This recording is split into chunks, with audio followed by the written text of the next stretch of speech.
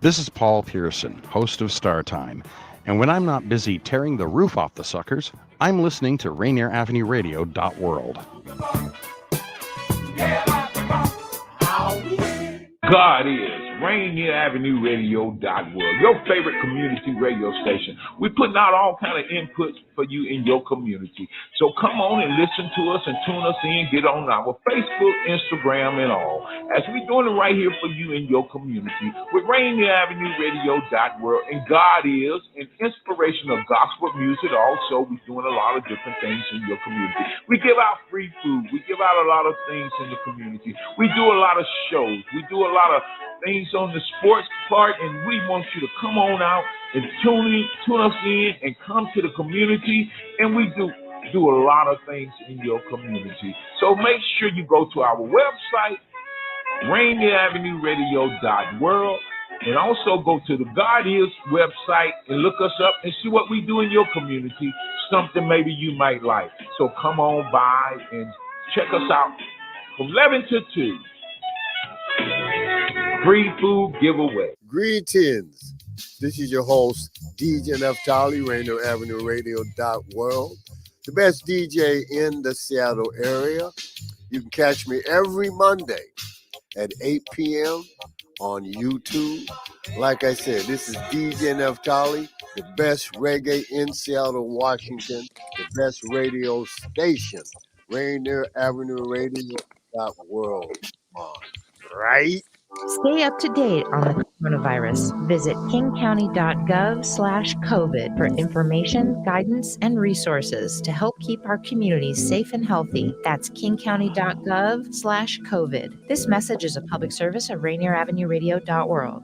All lovers, check out the Quiet Storm Dedication Show with Sergio LaCour on Love Lines. Thursdays, 9 p.m. Pacific on Rainier Avenue Radio.world. I love music. Treat yourself and your loved ones this holiday season at Africatown's Soul Holiday Market, featuring dozens of Black-owned businesses selling locally produced gifts and products, along with food trucks, music, and more. Bring your friends and family to Pier 62, December 11th and 12th, from 11 a.m. to 5 p.m. Hosted by Friends of Waterfront Seattle and Africatown. Details at waterfrontparkseattle.org. You know you can't get enough of Rainier Avenue Radio.world. Can't get enough of that. Can't get enough of that.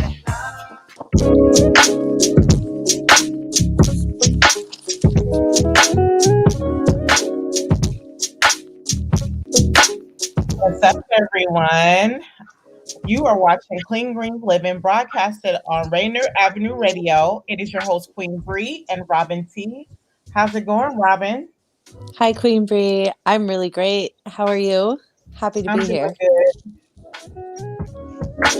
Good, yeah. And as always, we are coming to you from the honored land of the Duwamish and Coast Salish nations. If you would like to support or pay rent, you can go to realrentduwamish.org. And our theme music was created locally here as well by Cuddy Fresh, aka Carrie Williams. And as always, we are happy to be here. We've got a great show. Not a huge farm update, but hey, this is the off season. We're still with you. And why don't you tell us what's going on, Queen Bree? Whoopsies. It's no farm update. I mean, the farm is closed right now, but in the meantime, we are going to be hosting a nutrition class, a gut nutrition class in January. So it starts January 4th. There are still some seats available. So please contact us if you want to be a part of that. It's $15 per class, per person. It is via Zoom, which is good. It's convenient. So there's no excuses. It's via Zoom, unless you work. So please join us with our nutrition class. We're just laying low right now and making plans, big plans for next year. I feel like this year was so good with the farm. I feel like next year is about to blow. Look, we blow your socks off this year. Just wait till next year. We're going to blow them pants off. I love it. Before we get started, I just have like two announcements. One, don't forget to come see us this Saturday at Rainier Avenue's Christmas Holiday Bazaar. We have vendors, we have music, we have performances. It starts at noon and ends at 5. Please come by and visit us. It is at the Columbia City Theater. We will be taking over and just having a good time party. Black Santa, Frosty the Snowman. We're gonna have some Nutcracker characters out there. So just come on, free for all ages. The only thing that ain't free is paying them vendors some money to buy their product. So come support these small businesses. Come support Rainier Avenue Radio and come party with us. Saturday is like a busy day for everybody. We have our holiday bazaar, and then there's a United Business Connection vendor market that we were asked to talk about. It'll be at Langston Hughes from 12 to 6. Don't tell me you can't come visit both. I mean, you stopping by and you showing love for everybody. You are supporting small vendors, businesses, and people, and you're building your community. So please stop by that United Business Connections at Langston Hughes. Stop by Rainier Avenue Radio and party with us, and then go to that pier with Africa Town and party there and see vendors. This is the season to be giving. This is the season of love and community. And we have all of our small businesses out here just trying to make connections and take care of their family. So please join us, everybody. There is time and space to join everybody. In Africa Town is 2 days. So, hey, let's get the Christmas holiday party started. So we'll go into our guests. I mean, I was reviewing this report, and I don't know if we're going to get everything out today with this report. It was so mind-blowing and so good. We have Mark Cohen here today, Laura Titzer here today, Jasmine Wallen here today. I hope I pronounced your name right, Wallen. Jasmine, I'm sorry. So we have them here today. They completed a report on sharing power, building community, strategies for improving nutrition and education at food pantries. So welcome these three on as we. Sorry, I was updating. Hi guys, how are you? Hi there. Hey. I don't even know where to begin. I was reading some of the report, and of course I didn't finish it all, but it's good. It's good. So let's get started, okay? In the report just this little piece that I seen that really stuck out to me. It stated people are not hungry or poor because of lack of access for food or people are not hungry or poor because of lack of access to food or economic opportunities. People are poor or hungry because of disparities around power. Did I say that right? Should I repeat myself? Because I feel like I didn't say it how it needed to be said powerfully. People are poor because of disparities around power. Is this why this report was started? Like, what got this report? What made you guys want to do a report on nutrition and education disparities? Yeah, I think I can take that one. And it started, I guess it was several years ago, but it really came about because I noticed specifically in King County, there were nutrition education programs at food banks that weren't successful. People either weren't showing up or not at all. And I'm a part of, the agency I work at, Northwest Harvest, we're statewide, but I'm also part of groups that are national. And I saw that there were these really successful programs happening in other places, in other states, and just watching in King County specifically how they were just not working. And so really the question was, what makes one successful and one not successful? And I had some ideas of what was probably at play and happening, but I thought, let's take a formal approach. And that brought me to meeting Mark and Jasmine ultimately to work on this together. Nice. And before we really get started into this report, I know we know Mark. Mark, you might as well come work with us at this point. Mark has been with us for 2 summers at Clean Greens, volunteering at our stands. He is our CSA coordinator. I say volunteer coordinator right now. I just gave you that title just right now. But I love it. Laura, you are a manager for Northwest Harvest, and you wrote a book, No Table Too Small. And Jasmine, you are a student. And I know you're a student, but what is your major, and are you doing anything other than just a student? Yeah, so I graduated from Seattle University. That's how I met Mark and Laura. And then I went off to India to teach and still worked on the report. And then now I'm currently in Philadelphia teaching preschool. So I have an education background, and a sociology background, which really changed the way that I even looked at this project. Nice. And Mark, he doesn't just work for Clean Greens.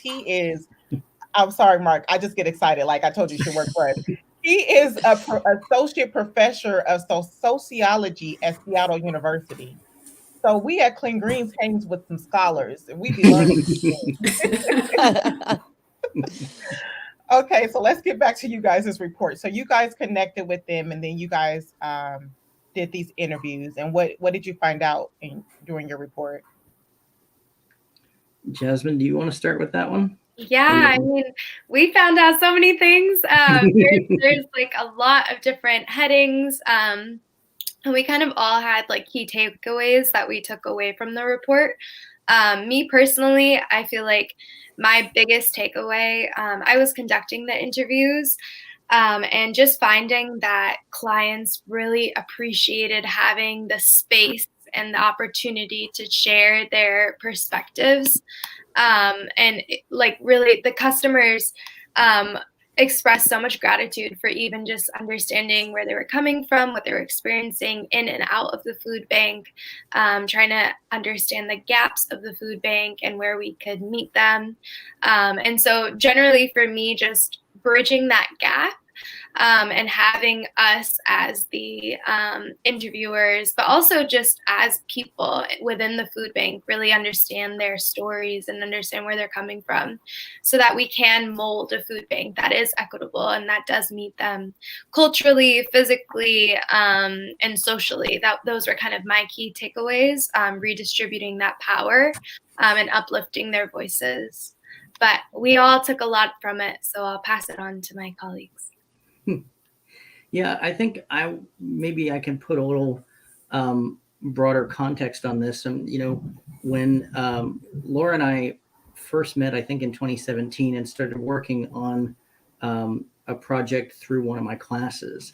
And when that project was over, we had a conversation about sort of how could we continue our collaboration.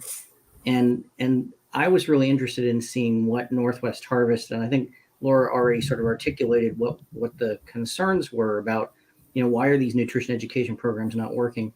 So from my part, my role, and when we brought Jasmine, I think her role, we wanted to be interested outsiders, and we were very clear that we're not experts when it comes to food pantries and their customers and their processes. But I think what we saw from talking to the folks who work in that system and from the customers was that it's a system that they see as ripe for transformation. And that's why the report is titled Sharing Power, Building Community, because those are the two things that seems to me, and I think my colleagues would agree, articulate what that is about. And I can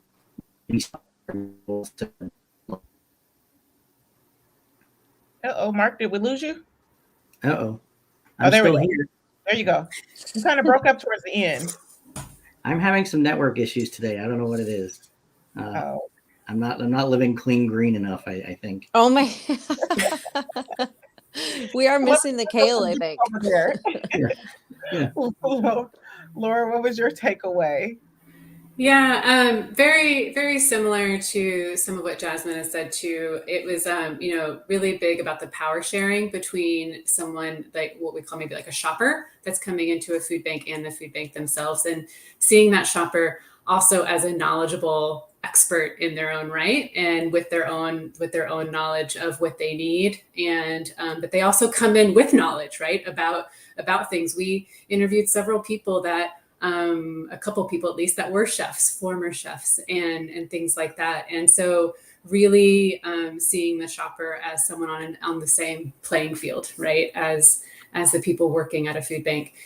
And then the other one is meeting people where they're at, but like literally meeting people where they are, right? So it's like removing all of those barriers to access. So meeting them where they are physically, mentally, emotionally. And so that means like maybe it's not even at the food bank, right? Because that's not maybe the most accessible place. And looking at partnerships and community organizations like Clean Greens and doing and offering classes through avenues that are already meeting people. Nice. I know I read in the report they wanted to get away from people thinking, and I know a lot of I worked. I say this all the time, and it's not a brag or anything. It's just I worked in housing for low-income families, and it's just always refreshing to hear others doing the work. And for them, they always wanted to make sure people knew it wasn't them being greedy, and that was mentioned in your report. This isn't us being greedy, and I think always making sure that when we do reports like this and when we do community work like this, we are keeping them in the conversation, because at the end of the day, they are the people right there in it. We are just looking to help. And we always talk about people coming around trying to say, I'm gonna help you, but I'm gonna show you how you need to get help. And the fact that you guys brought them into the conversation was really cool. From what the little bit I did read, I felt their voices in there. So I just want to say thank you about that. So when you guys noticed the nutrition classes were declining, what were some of the things that were happening with that? At the time, during that time? I mean, and has it gotten better since you guys did the report? Well, COVID happened in the middle of that, so it definitely hasn't. There's not been able to have classes, right? I've been hearing that people have been doing online, like trying to move into some online educational, and seeing how that goes. I still think some of maybe the most successful ones are some colleagues that I know at other agencies that already had like community-based classes, and they're incorporating, this kind of stuff just already into these gatherings, right? These gatherings with parents and things like that that are happening. But I really, to the previous question, I'm still, the only thing I feel like I can think of from the report of why like participation was declining those couple of years ago is because it wasn't meeting people right where they were. It was offered during while the food bank was open. So when you came there to shop, you would also go to this class. So if you had the time to be doing all of that, I think it also means that if the food bank isn't set up in a very community-based sense, it's not inviting to stick around and stay for a class either, right? So you can offer a class, but if you've got kind of a setup that's just kind of like pushing people through, it may not be like literally pushing people through, but it's really, it's a line. You go from it's just not that inviting to stay around and hang out in the class. And I think there is a lot of, and we see this right in the emergency food system world and in other places of just like that white savior kind of complex. And so so I know, or like, I know better than you, I know what you need. And there's just all those like stereotypes around why people are coming to a food bank. And then that got played out, I think, a lot of times in classes, not specifically here too, but, just across the board as well. So I think all of those were playing into, and why, in a way, it wasn't so surprising what we saw come out, right, when we were talking to people and shoppers about what they wanted to see happen. Yeah, and I think we found a lot of, practical barriers, right? If the, not just the environment not being particularly welcoming, but if you're bringing children with you and there's no daycare, or there's no kind of support, not even any way to entertain the kids, if the kids are not welcome to in the cooking classes, if they're having cooking classes, what do you do? We had elderly folks telling us that, we have our transportation happens on a very, regular schedule. So if I miss, that pickup, then I could be there, I can go to the class, but then it's another hour and a half before I can get home. And so, again, that goes back to what Laura was talking about meeting people where they are. And I also think, speaking of environment, and I'm sure Jasmine can say more about this, is that we heard a lot about making sure that these spaces were welcoming spaces, stigma-free spaces, right? Because, historically, food pantries have been built on kind of a charity model, which is part of the white savior complex, right? We've got these things we're going to offer, we're going to give them to you. And that's not power sharing. So I don't know, Jasmine, if you want to talk a little bit more about the stigma issues and addressing those. Before you go, Jasmine, let me just let the listeners know, if they're just tuning in, they're listening to Clean Greens Living Live, broadcasted on Rainier Avenue Radio. We have guests Laura, Mark, and Jasmine here talking about a report that they did on building community strategies for improving nutrition education at food pantries. So they are here talking about their report and how we as a community can do better and show up and also make it accessible, right? Make it accessible. And go ahead, Jasmine. Yeah, so I kind of want to bridge some ideas that have been floating around. Queen Bree, earlier you mentioned how there was a stigma that the customers were being stigmatized as being greedy or using the system or welfare queens, etc. There's so many ways that we describe people who have a lack of access to food, which we believe should be a human right. And a lot of the customers also were stating a lot of like really beautiful ideas of food justice and like what that looks like for them. And so we wanted to really intertwine that in our work. And one of the quotes that I really wanted to highlight was actually one of the former chefs that I interviewed. He was experiencing homelessness, and his story just like he always sticks with me. He was my first interviewee, and so that also plays a role. But I remember just walking away and him just thanking me for hearing his story and for hearing what he's been through, and just for viewing him as a person, because a lot of these people, they're really like kind of, as Laura was mentioning, shoveled through the line, grabbing their food. So in a lot of places, they don't even have a choice to say what food they want. They're given a bag, most of which sometimes I heard some stories of some customers just dumping out the food they didn't want in the parking lot and continuing on. I heard stories of some people asking for specific foods due to dietary restrictions, and some food banks were incredible and they remembered the person and they could kind of cater to them. Others just offered them foods that they might not be able to eat. And so recognizing a lot of those stigmas that we unfortunately already have built into the system, but also to highlight this customer again, he used the words, we should not only be feeding customers, but we should be feeding their mind, their heart, and their soul. We should really be seeing people that enter into the food banks as whole people that have a lot to offer, but also they're in need of something. And instead of instilling a lot of what we were already mentioning of like, this is what you deserve, this is what you need, instead really uplifting their voices and asking them like, what do you need here? Do you need food, but do you also need vision and dental and a cell phone and access to housing? Like, how can we bridge our networks to really fully support the people that walk into these communities? Nice. I'm really loving the work, and it seems like it's been so crucial, and it's going to serve a lot of future solution-based work in this space. And I'm really curious, since one of the main things you discovered, which could seem obvious but not, when people are trying to just get the basic needs met, is the power difference.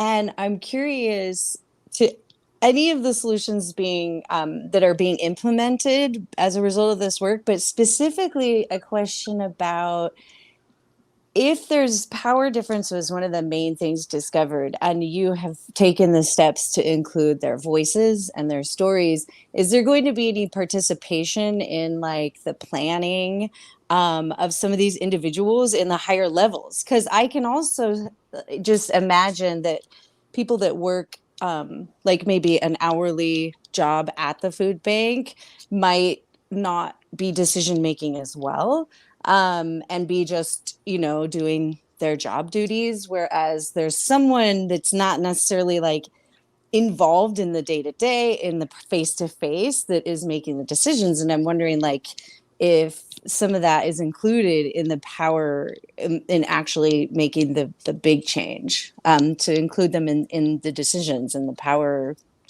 shift. Laura, do you want me to take that, or do you want to take it?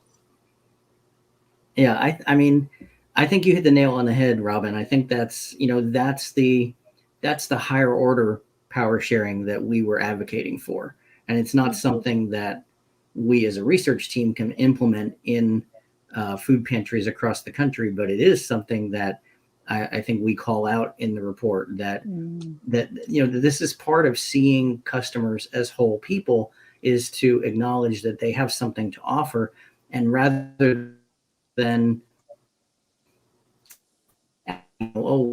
offer, creating a space where they are encouraged to offer that, and so that can be putting them on boards, getting them into paid positions. Certainly, if you have a former chef who's going to be teaching a nutrition education class, it's going to take some resources, right? Because one of the things that we heard was, we have things that we can offer, but we, right now we're focused on basic needs. If we can't get some sort of payment or compensation for this work, we can't offer it.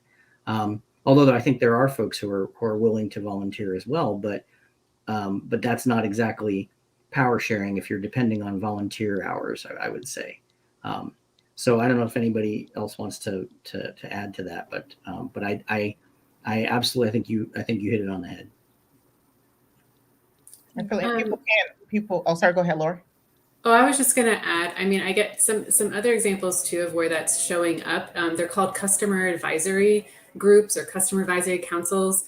And it's where a food pantry would have customers, and it's like an advisory group, and they get to meet. Maybe it's monthly, maybe it's more, maybe it's a little bit less.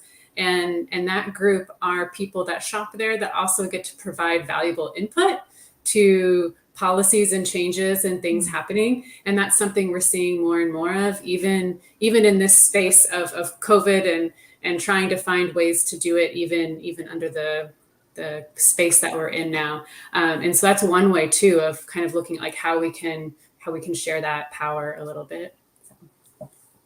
The only thing I was going to offer is when Mark was talking about paying. Yeah, paying is important, because a lot of the times people can't show up to these spaces because they're trying to find work or working. And if you paid someone their time, you're probably going to get a little bit more people coming in doing that. Where can people access this report to learn more? It is on our website. I'm happy to provide a link. I don't know exactly how I would do that, but I maybe put it in the comments. But you can put it in the chat. Yeah, I can do that. And provide that link, because I think this is something this is a good report that you can, and like I'm even learning even more just talking to you guys about ways that we as Clean Greens can do better and implement. Like, no one is perfect, and we're close to it at Clean Greens, but but if we can learn from this, I mean, this report is really good, and it's really bringing it to light how we talk about the power. And I read how there was like everyone you interviewed for the workers were white, and then the customers were mixed, but it was mostly people of color and a few white people. So when we talk about the power, in that, and how can we shift that dynamic to make it more inviting for the for people to want to come to those educational programs. And we're like 1 minute into ending this show. Is there anything you want to leave people with? Could I jump in there? You know, you started this, Queen Bree, by talking about people are not hungry because they are, because of some personal characteristic. They're hungry because of power differentials.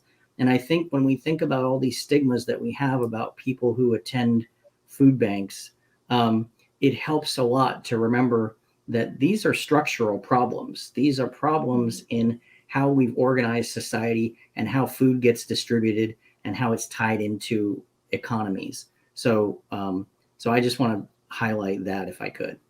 Yeah, and that was a perfect segue out of here. Thank you guys for joining us. I've learned. I hope everyone else has learned. Thank you for tuning in to Clean Greens Living, broadcasted on Rainier Avenue Radio. I'm going to post a report on our Instagram. I mean, not the report, but I'm going to post ways to see the report on our Instagram. So go follow for more information. Thank you guys for joining us. I hope you enjoyed yourselves. Thank you. you. Thank you. Bye.